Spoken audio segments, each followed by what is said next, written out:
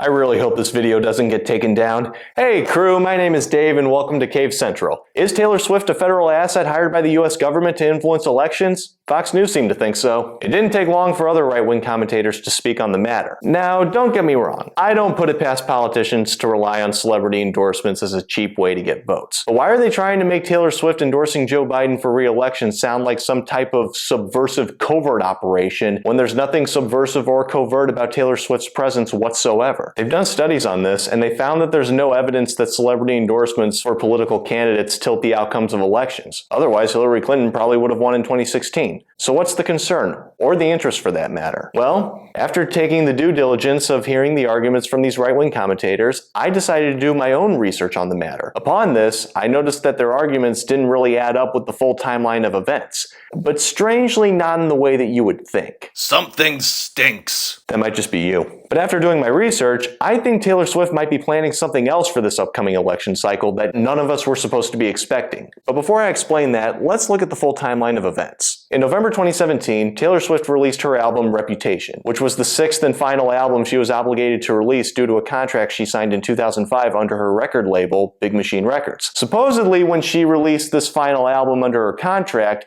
Big Machine Records' expectation was for her to re-sign with them for another 10 years, and she would continually churn out more hits for them that she wouldn't own herself, but in exchange could potentially be able to buy her catalog of songs from her first contract at a very slow pace throughout these next 10 years. Now, I'm obviously not in the room when these conversations are had, but I guarantee you that Taylor's internal reaction to the thought of this draining process can be summed up by this Phineas and Ferb clip. Who do you think we are? Some two-bit hacks who'll keep writing new songs just because you pay us obscene amounts of cash? So Taylor decided to not re-sign with Big Machine because she suspected that the label would be sold to a larger firm along with her, since her re-signing would have added substantial value to the label. Instead, she signed a deal with Universal Music Group in November 2018. Here, she would maintain copyright of all of her new songs released from that point on. Big Machine didn't like this, so in June 2019, in a move that seems to have been done out of spite, Big Machine was acquired by Scooter Braun's Ithaca Holdings firm for more than $300 million, proving Taylor right about her suspicions. The merger happened pretty quickly, so it was speculated to have been coordinated in advance. And what did Taylor get out of all of this? You get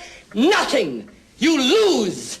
Good day, sir! But due to a clause in her contract with Big Machine, even though she didn't own the masters, which are the actual recordings of the songs, she still owned the composition rights since she writes her own songs. So by November of 2020, she was legally allowed to re-record all of her songs originally released from 2006 through 2017 under Big Machine, while maintaining full ownership of these new masters. She started releasing these re-recordings in early 2021, and at the time of me recording this video, has 2 more yet to be released. So basically, even though she had already released 6 albums and made boatloads of money for herself, but more so for Big Machine, she still technically owned none of what she created. So you have to keep in mind that from late 2017 through the end of 2020, she couldn't have been in a more vulnerable position since someone else was in full control of her original masters before she could re-record them. So during this time, it would be crucial that she play her cards just right given how dirty of an industry she's in, as well as what was culturally and even politically happening inside and outside of the industry. In November of 2016, Donald Trump was elected as the 45th president of the United States. In a way that was a complete shock to everyone. It was a very interesting time where it felt like pretty much every person had something to say, especially every celebrity, except one prominent individual. In early 2018, there was speculation on how Taylor Swift had been conspicuously quiet in an apolitical sense before, during, and after Trump's election. This led to both political sides alleging that she was a closet conservative given her early background of living in Nashville, being a country singer, and having many early songs with a heavy focus on chivalry, or lack thereof. But all that changed just a few months later. In October of 2018, Taylor Swift released a statement encouraging her audience to vote in the upcoming midterm election, specifically endorsing Tennessee Democrat Senate candidate Phil Bredesen against Republican candidate Marsha Blackburn, citing protecting human rights and concern over systemic racism as her motivation. This endorsement led to a backlash among conservatives. Since she was endorsing Democrats, they were disappointed to learn that she didn't line up with them 100% politically, which coincidentally was a point that she made in her post. Despite Taylor's popularity and influence, Blackburn still won the election, signaling what I said earlier about there being no evidence that celebrity influence tilts the outcome of US elections. Fast forward to August of 2019, Taylor released her album Lover, which was very consistent with her progressive messaging launching before the midterms.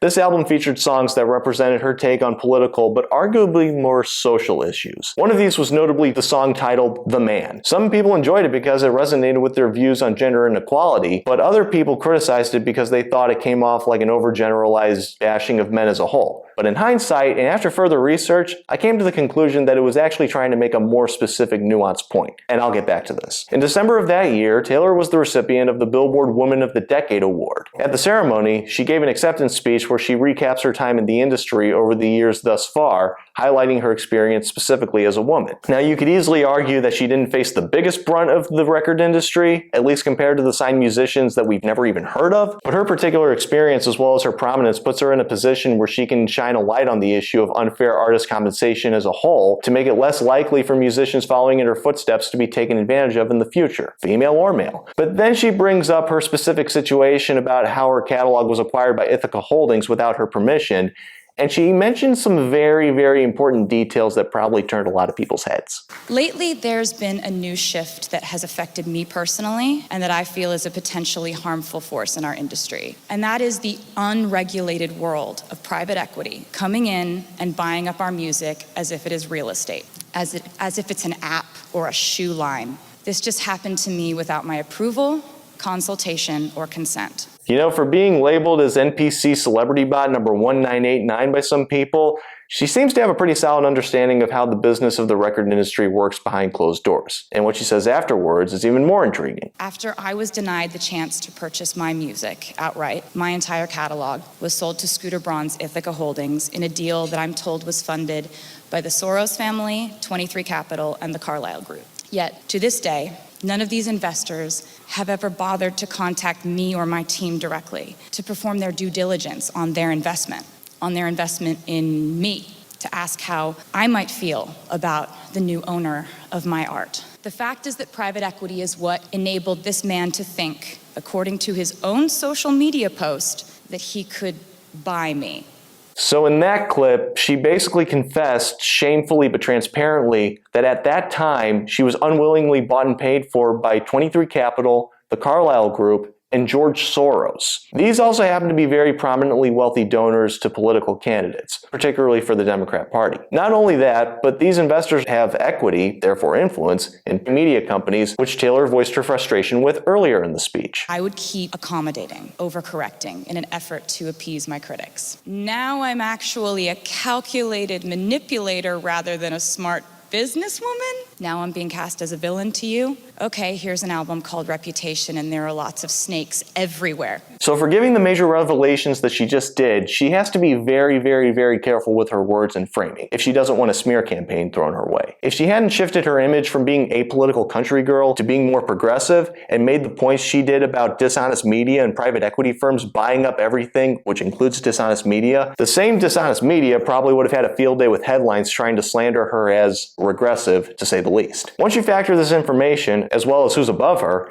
it changes the perspective of pretty much everything she says publicly from 2018 through when she's allowed to re-record her masters. When you go back to her song, The Man, the lyrics take on a completely different meaning. Remember, the lyrics go, "I'm so sick of running as fast as I can, wondering if I'd get there quicker if I was a man. And I'm so sick of them coming at me again, because if I was a man, then I'd be the man." Now in this context, the term the man has a very specific meaning. If you do a quick Google search of the slang definition of the man, it reads, according to Wikipedia, the man is a slang phrase used in the United States to refer to figures of authority, including the members of government. So this song is clearly not meant to be bashing men as a whole. It's clearly meant to specifically call out the men at the top of the power structure, specifically the men who run the record labels and the men who run the private equity firms. Remember that these same investors donate big money to politicians, particularly ones that claim to be more left-leaning. But she's not a politician, she's a pop star. So she's able to take their own rhetoric and use it against them to expose their ulterior motives. It's honestly pretty genius. But it wouldn't be too long before she would start re-recording her masters, therefore not being contractually beholden to any of these people. So this all brings up a very important question.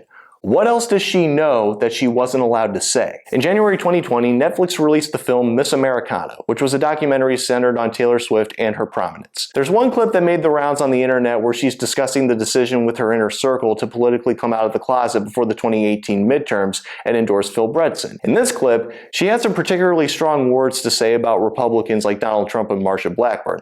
Remember that this was recorded before the 2018 midterms and her speech at the 2019 Billboard Awards. Taylor Swift comes out against Trump. I don't care if they write that. I'm sad that I didn't 2 years ago, but I can't change that. I'm saying right now that this is something that I know is right, and you guys, I need to be on the right side of history. And if he doesn't win, then at least I tried. Taylor, here's the problem. I just want to read you what I wrote, and I'm going to try to start. I just really want you to know that this is important to me. I this totally is something that, agree with the issue, but have let you me explain heard to you. her? Have you just Yes, heard? I've read the entire thing, and the bottom line right now, I'm terrified. I'm the guy that went out and bought armored cars. I worry for her safety as much as anybody does. Maybe more.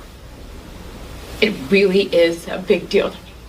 She votes against fair pay for women. She votes against the reauthorization of the Violence Against Women Act, which is just basically protecting us from domestic abuse and stalking. She thinks that if you're a gay couple, or even if you look like a gay couple, you should be allowed to be kicked out of a restaurant. It's really basic human rights, and it's right and wrong at this point. Now, I'm not going to argue with anything she particularly said in that clip. I'm sure her sentiment is very true. I think that's great if anti-bigotry is what really matters the most to her. But at the same time, calling someone a bigot is still a pretty subjective claim.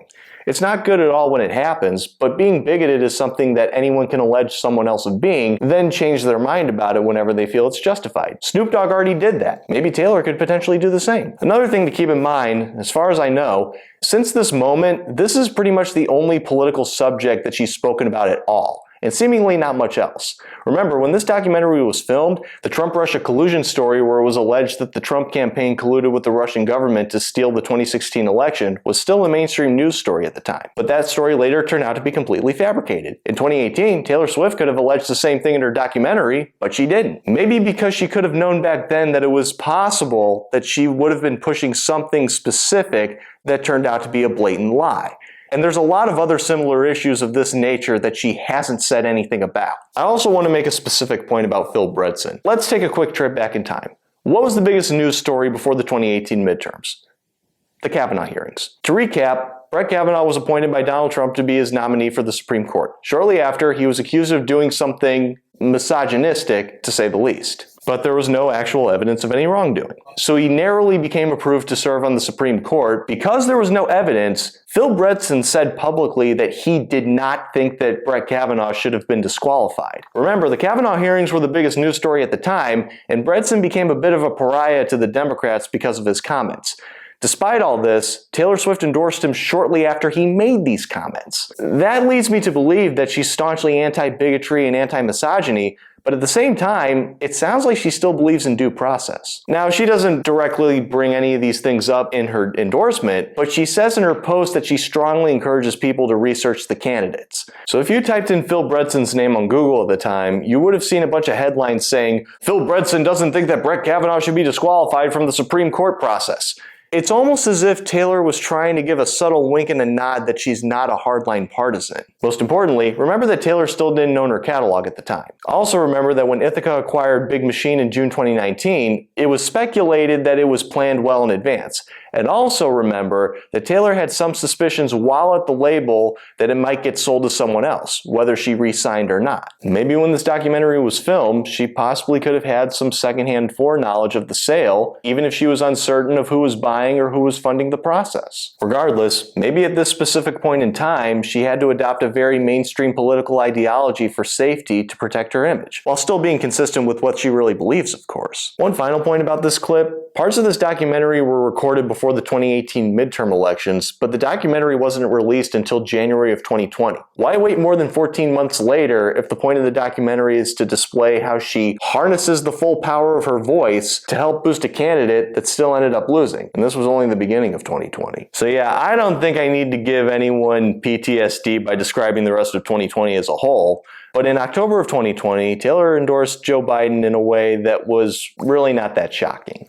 There's some speculation the decision could have been influenced by the investors that bought her catalog, but at the same time, this was an extremely tense and unpredictable period of time in general. Also, Biden was ahead in the polls by a solid margin, and she wasn't allowed to re-record her masters and therefore own her own music for another month. So career-wise, this endorsement was a very safe decision at the time for the sole purpose of simply not rocking the boat, because she couldn't afford to make one tiny misstep at that moment. Now, this decision of hers might have been divisive to some people, but honestly, it's really not worth getting angry at her specifically for it, because as I suggested before, based on the studies, Joe Biden didn't get over the finish line simply because of Taylor Swift. In the grand scheme of things, she had minimal impact politically on the final outcome, and she probably knows that. Personally, I honestly don't know how the endorsement itself could possibly be more tepid. If she's such a prominently bought and paid for asset, why didn't she perform at Biden's inauguration? Why didn't she do campaign stops or do photo ops with him? Or any other high-profile politicians for that matter? It's almost as if she doesn't actually want to be that tightly associated with any of these people specifically. But oh no, she baked cookies, call the police! But in November of 2020, after this was all said and done, Taylor was officially allowed to start re-recording her albums. And she was on the first step of owning herself and not having anyone over her. In early 2021, after Biden took office, political tensions in the United States finally began to ease.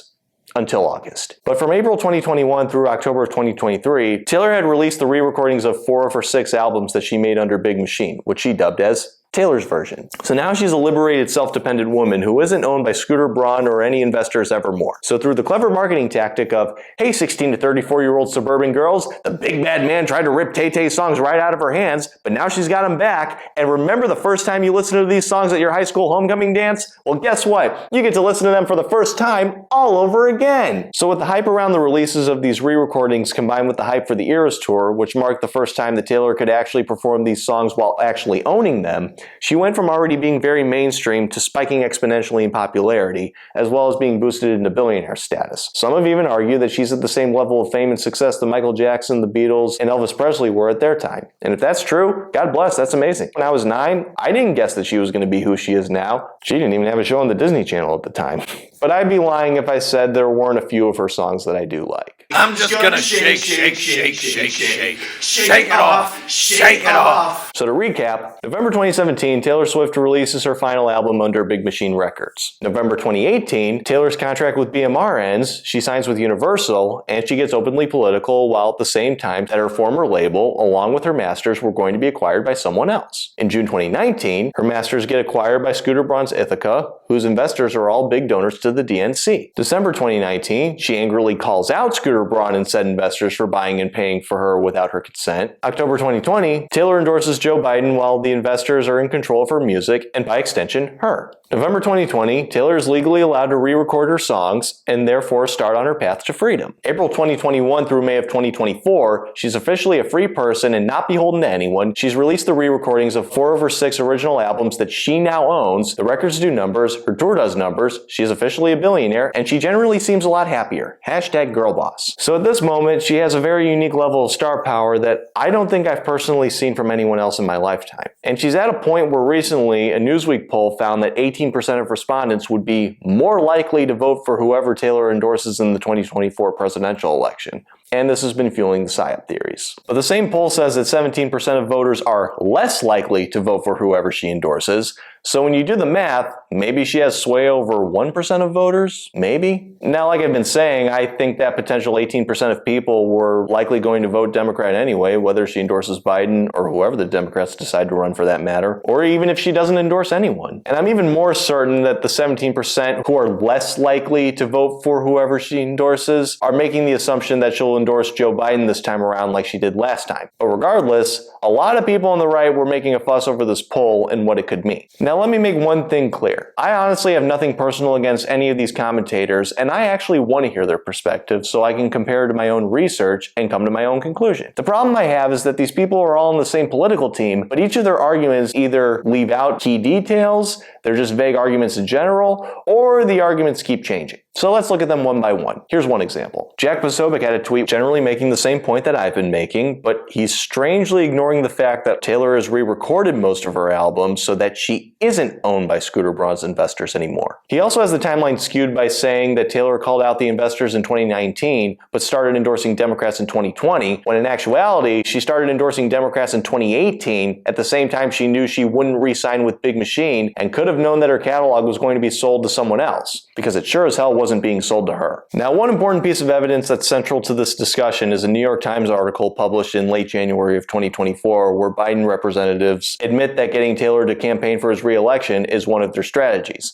But did anyone bother to actually read what this article actually says? And other Biden aides are drafting wish lists of potential surrogates, social media influencers, and their endorsement of their wildest dreams of the global superstar Taylor Swift. So the Biden campaign basically admitted that Taylor Swift is their biggest reach to get an endorsement from, even though she endorsed him last time. So why do they have to try as hard as they are to get her to endorse him this time around, unless there might be more uncertainty? It gets better. Governor Gavin Newsom of California, a top Biden surrogate, all but begged Ms. Swift to become more involved in Mr. Biden's campaign when he spoke to reporters after a Republican primary debate in September. So the New York Times admits that the Democrats are begging. The chatter around Ms. Swift and the potential of her reaching her 279 million Instagram followers reached such intensity that the Biden team urged applicants in a job posting for a social media position to not describe their Taylor Swift strategy. The campaign had enough suggestions already. Why do they have so many suggestions? Shouldn't there only be like 2? Either she sends out a tweet or she makes an announcement at the Eras Tour? Why would there be so many strategies unless part of the overall strategy was getting Taylor to endorse Biden at all? One idea that's been tossed around, a bit in jest, sending the president to a stop on Miss Swift's Eras Tour. In jest? What do you mean in jest?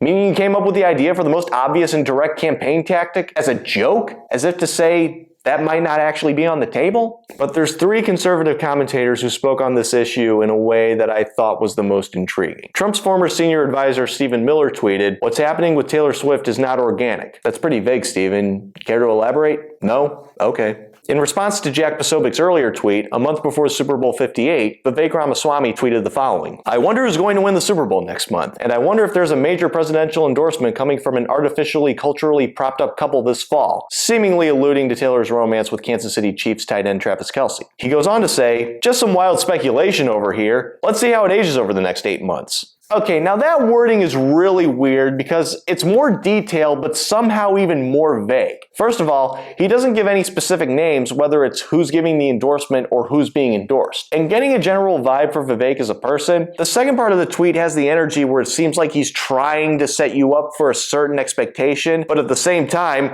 we don't know what's gonna happen. I guess anything could happen. What does that mean, Vivek? What does that mean? But the person who's been chiming in the most consistently on Taylor Swift's potential political leanings recently, who also brought the PSYOP theory to a more mainstream conservative audience, is none other than Fox News host Jesse Waters. Have you ever wondered why or how she blew up like this? Well, around 4 years ago, the Pentagon's Psychological Operations Unit floated turning Taylor Swift into an asset during a NATO meeting. What kind of asset? A PSYOP for combating online misinformation. Listen. You came in here wanting to understand how you just go out there and counter an information operation. The idea is that social influence can help encourage or promote behavior change, so potentially as like a peaceful information operation. I include Taylor Swift in here because she's a fairly influential online person. I don't know if you've heard of her. Yeah, that's real. The Pentagon PSYOP unit pitched NATO on turning Taylor Swift into an asset for combating misinformation online. So is Swift a front for a covert political agenda? Primetime obviously has no evidence. If we did, we'd share it. But we're curious because the pop star who endorsed Biden is urging millions of her followers to vote. She's sharing links. Now, one thing I want to point out, apparently that speaker wasn't from the Pentagon. She was a researcher from Johns Hopkins speaking to NATO. Here's one thing. If NATO is going to use celebrities for influencing public opinion, wouldn't it make more sense to not use the example that they're on tape using, just in case that tape accidentally gets out? Second of all, that clip was from 2019, which is when Taylor was still owned by the investors. But more importantly, as I asked at the beginning of the video, why is Jesse Waters describing Taylor endorsing Joe Biden like it's some type of shocking, overcomplicated, covert op, even though there would be nothing shocking, overcomplicated, or covert about it. He didn't even have any direct evidence of the theory he was speculating, so why even bring it up at all? But not long after this, Jesse's tune suspiciously began to change. Now, the women who run the Biden campaign want to set the big guy up. The most unpopular president of all time wants to have a relationship with Taylor Swift. The New York Times says the centerpiece of the Biden re-election strategy is begging Taylor Swift for an endorsement. So now she's not a federal operative working for the deep state. She's just another celebrity endorsement that the campaign is desperately trying to reach. Like I said earlier, why didn't you just say that in the beginning? And then he had something particularly interesting to say on Patrick Bet-David's podcast. I think the number one person right now that you have to protect in music is Taylor Swift. You have to protect her. It's a big insurance policy. She's young. She's going to be around for a long time to come. The concerts, the money making, the $5 billion, the tours, all that stuff. Nothing can go wrong with her because if God forbid something happens, you're making money off of, You right? don't take Taylor to a Diddy party. Oh, yeah. You don't go anywhere near right. a freak-off party. That's right. So Now, I know not to take anything that anyone at Fox News says at face value, but I find it interesting that a semi-prominent detractor went from hypothetically alluding that she's a federal operative with the hired objective of influencing voters to tilt the outcome of the 2024 presidential election, while stating he had no direct evidence of that, to stating she's simply another potential celebrity endorsement that the Biden campaign is desperately trying to reach, even though she already endorsed him last time, to unironically saying, sort of defensively I might add, that there's zero chance that she would be involved in any of the shady activities going on in Hollywood that may or may not have federal ties. This actually brings me to another thing I've noticed about Taylor. Remember when Harvey Weinstein got exposed and celebrities like Meryl Streep and Jennifer Lawrence were all saying, oh, good riddance, he needs to face the consequences for his actions. But then there's videos of them being friends with him for years before that. I just want to thank my agent, Kevin Uvain, and God, Harvey Weinstein. Yeah, there might be a couple exceptions here and there, but from my research, for being as popular for as long as Taylor has been, it's not too easy to find photos of her with celebrities who either turned out to be sketchy, or even celebrities you hear dark web rumors about being sketchy yet haven't been exposed yet. But I guess even stranger than that, the only celebrities you do mostly see her photographed with, particularly more recently, are people who seem as untainted as she does. Along with this, I've read numerous comments written by random ordinary everyday people who have had chance encounters with her, and they all consistently say things like, oh, I ran into her at an airport, or I had to deliver a sandwich to her house late one night. We ended up talking for like 15 minutes. She's like the nicest person, and she's really down to earth. This is her interacting with just random people with no cameras on. She doesn't have to be that nice in these scenarios. I hear a lot of celebrities aren't. But you can still find videos where she's on camera acting consistent with this behavior. Apparently, she also gave each of her truck drivers who transport her equipment for the Eras Tour a $100,000 bonus at the end of 2023. That's actually really cool. You honestly have to wonder how someone as famous as her can navigate as well as she does and still keep her head up for the most part. Based on my research, I think it's because she already had a very positive support system from birth, as well as early low-stakes exposure to how corrupt some people can potentially be. I remember like when I was in school, the whole reason I started writing songs was because I was alone a lot of the time. And, I'd sit there in school and I'd be hearing people like, oh my God, this party we're going to is going to be so awesome on Friday. Everyone's invited except for her over there, and I just wouldn't be invited to stuff, and I would sit there and I'd be like, it's okay because I can write a song about this later. This probably led to her developing an instinct on who to trust and who not to trust in the industry, all while appearing innocuous on the surface. At the same time, she didn't have a drug problem the system could send her down a spiral on, and she had too much of a wide committed fan base that she appealed to that the people above her couldn't just dismiss. Early on, she probably caught on to all of the industry's dirty little secrets and how they operate, so they needed to discredit her. Why else do you think there were so many articles talking about frivolous subjects like how many boyfriends she's had not at the same time? Probably because they had nothing else on her. And honestly, if you're one of those people who's going to get mad at her over something like that, you might as well be mad at Curly Howard. So Big Machine, Scooter Braun, and the private equity firms probably tried to destroy her after a certain point because they already owned her music and wanted her to just shut up and go away. But they underestimated her. But getting back to politics, there's clearly a lot of discussion about Taylor Swift's political persuasions. After all, she had some negative words to say about Trump while he was the president, and the documentary Miss Americana ended on this note where she's effectively saying that she's never going to stop speaking her mind. Well, what exactly has she spoken politically since Trump left office? Suspiciously not much. Pretty much the only thing she's actually said amidst all this discussion surrounding her is an Instagram story from Super Tuesday. She said, "Today, March 5th, is the presidential primary in Tennessee and 16 other states and territories. I wanted to remind you guys to vote the people who most represent you, all caps, into power. If you haven't already, make a plan to vote today. Whether you're in Tennessee or somewhere else in the US, check your polling places and times at vote.org." Political tensions haven't changed much since 2020, but it's interesting that at this moment in time, when she doesn't have suits from private equity firms over her head, she seems to shift completely nonpartisan, even with the exact same candidates in the race as last time, one she endorsed and one she denounced. Also notice that she put a specific focus on Tennessee voters voting for who best represents them, since that's where she's registered. But I wonder who they're going to end up deciding on in the general, regardless of who she endorses. Getting back on subject for the video, do I think Taylor Swift is a PSYOP? I think the Democrats desperately want her to be, but given that she now owns her own masters that their donors don't, she clearly holds animosity towards said donors, she's a billionaire herself, and she's the biggest star in the world with a super devoted fan base. I can't imagine why she would feel obligated to do anything that any of these people tell her to do after they tried to own her. Now, I know I've been making fun of conspiracy theories thus far, but I have one of my own. Obviously, she has a very committed fan base that also happens to be the most lucrative demographic. That goes without saying. But I know some skeptics are still going to say, well, there has to be a reason for why the system's been propping her up so much in the last year, even if she's not technically owned by anyone. You know why I think that is?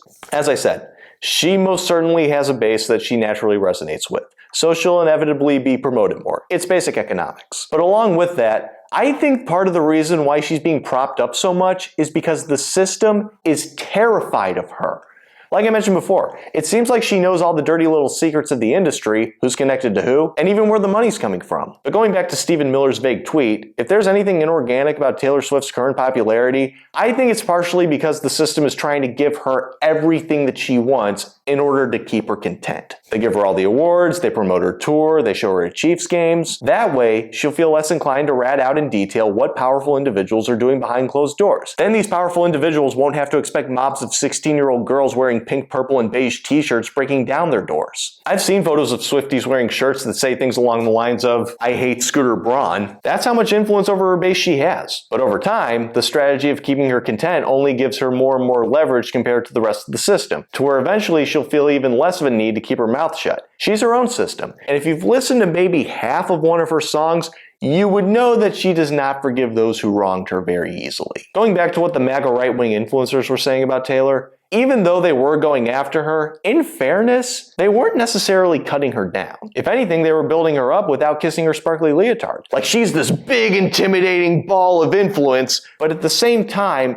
they don't seem too afraid of how big her influence is if they're addressing it as directly, albeit as wacky as they are. Almost as if they secretly know, in a way that maybe we don't, that she doesn't have anything uniquely personal against them. Also, after doing my research, it seems like she honestly enjoys being perceived as some sort of threat. It makes her feel more powerful and less vulnerable, because I'm sure that deep down, she is sensitive and insecure to a point. What's one thing you still have from your childhood? My insecurities. But how have the Democrats and political establishment as a whole responded to her influence amidst this discussion? Well, as that New York Times article hinted, they seem to be groveling at her feet. For example, there's this tweet. Yeah, that can't be interpreted as a plea for mercy at all. What else do we have? And in the meantime, when all this is going on, her star has continued to rise, of course. The Eras Tour became a massive cultural phenomenon, and she became a regular cutaway shot at Kansas City Chiefs football games, watching her boyfriend, of course. And then in December, she was named Times Person of the Year for 2023. The theory goes like this, that they're all talking about. Taylor's popularity is being propped up and wielded by the powers that be in order to unleash her fans as Democratic voters and hand Joe Biden the 2024 presidential election. If it only worked that way. What do you mean, if it only worked that way? First off, yes, let's all acknowledge, Taylor Swift absolutely has unbelievable influence, just ask my 8-year-old, as one of the biggest stars on the planet. And I mean, why wouldn't Joe Biden want her endorsement? Maybe it's just me, but that doesn't strike me as someone who's being nice because they know they're on the same team as Taylor Swift. It strikes me as someone who's afraid that they possibly might not be. Let's hear more. I have you on the hotspot here. Can you confirm or deny that there is an active conspiracy between you and Miss Swift? Where are you getting this information? It's classified. It's classified information? That's classified you won't information. share it with us? I'm not gonna, but I will tell you, she did endorse me in 2020. She did. I bet you might be wondering. Might be wondering, you think it might come around again? I told you it's classified. I love how he had his sunglasses on so you couldn't read the expression on his face. Come on, Jimmy, Britney already endorsed me in 2020 before I was president. That counts for something, right? Now, if her endorsement was already locked down, wouldn't the Biden campaign be fully embracing it like they are with other Hollywood types? If that supposedly wins over 18% of all voters? I mean, if the Democrats are going to showcase having Lizzo on their team, even after what she got in trouble for, why wouldn't they be bragging about having Taylor Swift on their team, who doesn't have any intense scandals? Now, for reference, let's just see how Taylor herself could potentially interpret someone who might appear a little too nice on the surface. And of course he's nice to you. If you're in this room, you have something he needs. Now, the New York Times article hinted that the possible campaign plan is for Taylor to endorse Biden at one of her Eras Tour shows this fall in the last few weeks before the election. But did anyone bother to look up exactly where she's going to be performing this fall before the election? In the very purple states of Florida, Louisiana, and Indiana. You know, Biden country. So yeah, if she wanted to turn her concert into a campaign event for Joe Biden and not get booed off the stage, I think there are more optimal locations to do that. Now, when election season rolls around, does this mean that Taylor's going to endorse Donald Trump? Well, originally I was skeptical to put money on that specifically, but after I finished writing this script and before I started filming, Sage Steele posted a photo of herself with Trump on Instagram that Travis Kelce liked. Given the assumption that he probably doesn't do anything publicly without Taylor and her publicist's approval first, either I made this video for no reason, or man's about to get a new tight end ripped. So I don't know exactly what Taylor Swift's going to do in regards to the election. But my gut's telling me that whatever it is, good or bad for whoever, it's going to be very bold and out of left field.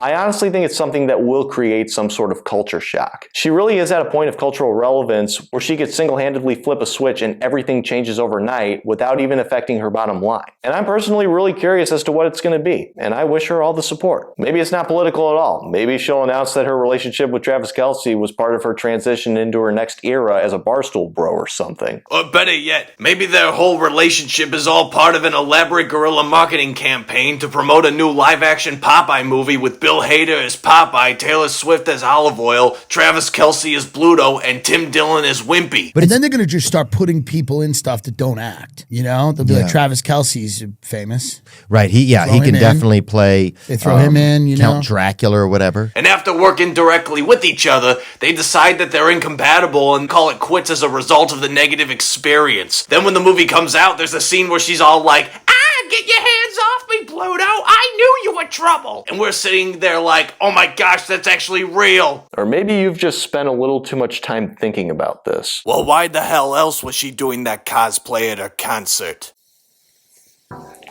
Getting back on topic, everything I've personally alleged so far is just a theory, and I don't know or have talked to any of the people I've mentioned in this video, or anyone else for that matter about this. Who knows, maybe Taylor sees this and now she hates my guts and she'll write a song about me because I potentially revealed that she has a plan that we weren't supposed to know about. The hater's gonna hate. Or I'm just completely wrong about everything and I'm just a total moron. But as I pointed out before, she trusts the American people to make their own individual and independent decisions, so I trust her to do the same. But do I think she's going to endorse Joe Biden or whoever the Democrats decide to run as part of a government PSYOP? I have a hard time believing that she would voluntarily endorse anyone who's owned by the same people that tried to own her. Look what you made her do.